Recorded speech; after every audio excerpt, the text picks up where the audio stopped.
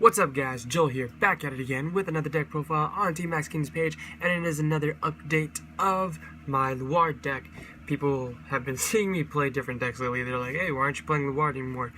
I wasn't playing Luard for a little bit because I was trying to focus on picking up the pieces that I need for it.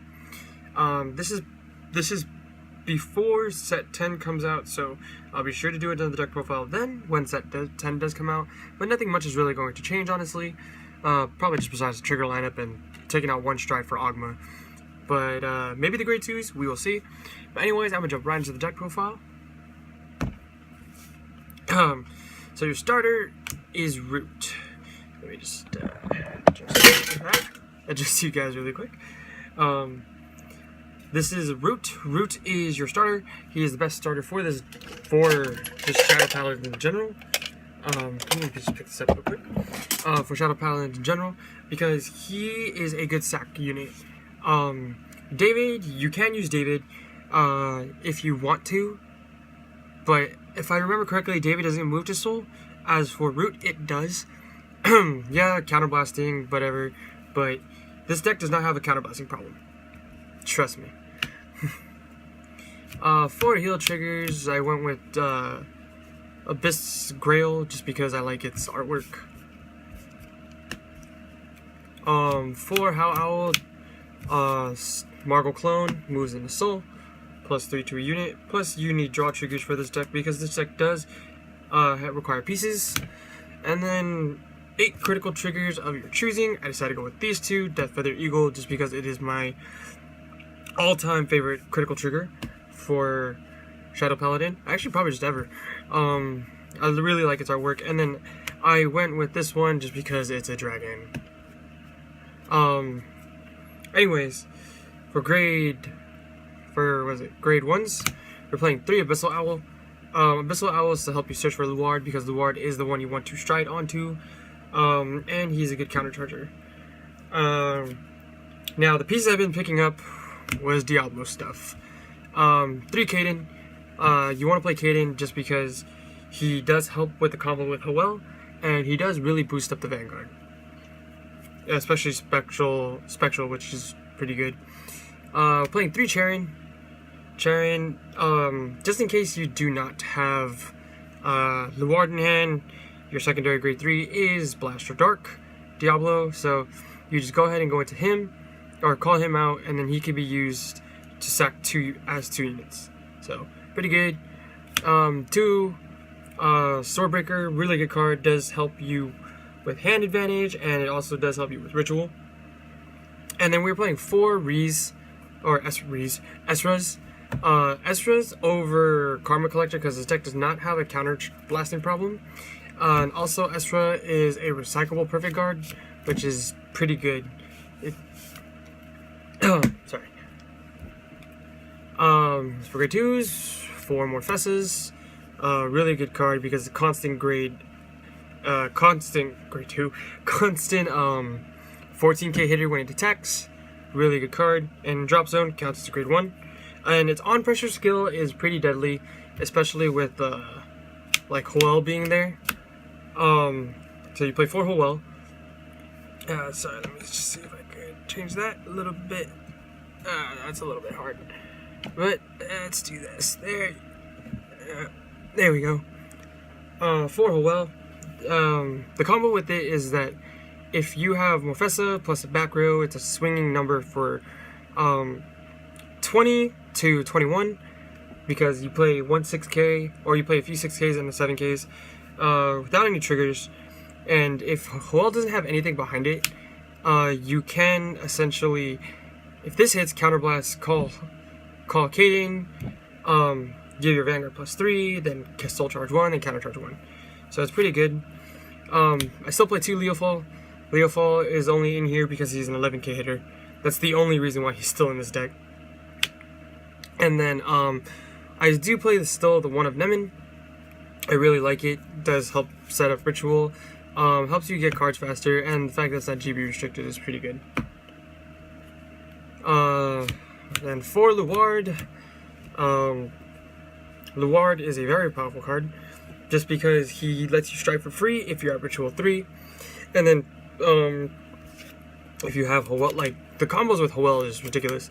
Blast or Luard is actually the reason why it became really good. Luard is you counterblast one, sack off one of your units, call 2 grade 1s, and if you call Howell or Kaden with Howell on board, if you still have Howell on board, then you could go ahead and countercharge 1, soul charge 1, then giving your Vanguard +3, but you remember it has to have Blaster in its card name. So, for those other strides that do not have Blaster in its name, you still play Blaster Dark Diablo, my avatar, blah blah blah. Let's go into that whole nerdy stuff really quick. Favorite card next to Overlord, they're probably equal.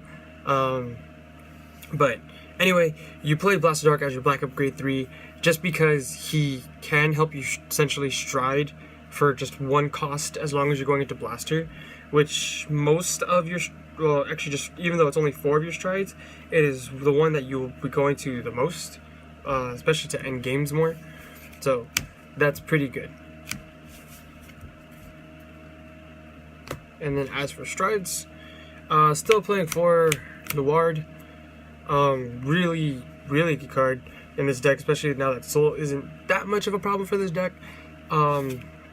He could just replenish your board or dig out other cards that you need that Drag Card did not give you. So for Luard,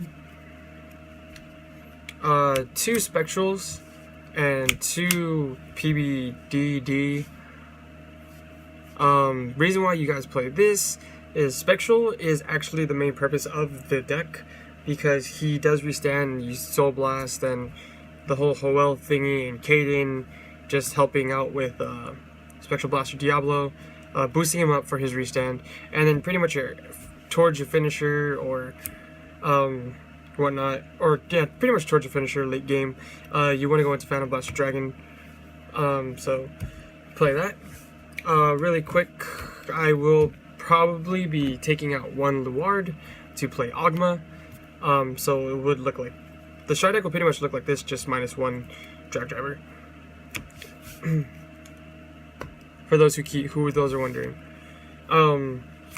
Still playing 2 Orgeyser, pretty much a first turn stride. He helps give you good hand towards after the first stride that you do, so really good. 1 Carnivore Dragon. Carnivore Dragon is one of those situational ones that I've been going into lately. If I don't have the counterblast, I go into him. Otherwise, I flip him up. Or if I just really need power and my opponent has low rear guards, this is just amazing. So that's why you still play Carnivore. It is a really very free card. 1 Seabreeze, because Seabreeze, game 2 game, this deck is kind of GB restricted. And then 3 Plotmaker Dragon and 1 Dismal. Plotmaker is just the freest G guard you could get for +10, honestly, because it's just Ritual 3. So that's why you play him. And Dismal has 2 purposes in the deck. Number 1 purpose is the reason why everybody's been playing it, is because of VMAX. That is the reason why. And the secondary one is if I'm not playing against VMAX, or if I am playing against VMAX, no matter what the scenario is, if I know that I'm going to go into my final push play and I have a Howell on the board, I try to save Howell. So that way, next turn, I can do the counter charging, the soul charging for either Drag Driver or Spectral, or no, I can't even do soul charging, counter charging for that, but for Spectral Blaster Diablo, pretty much. So that's why you play Dismal. I really like how this stride deck is, so that's how I'm playing this deck, guys. Tell me what you guys think of it. Tell me how you guys would change it, or not change my build, but how you guys play your builds, basically. So please like, comment, and subscribe to Team Max Kingdom. Again, this is Joel signing out.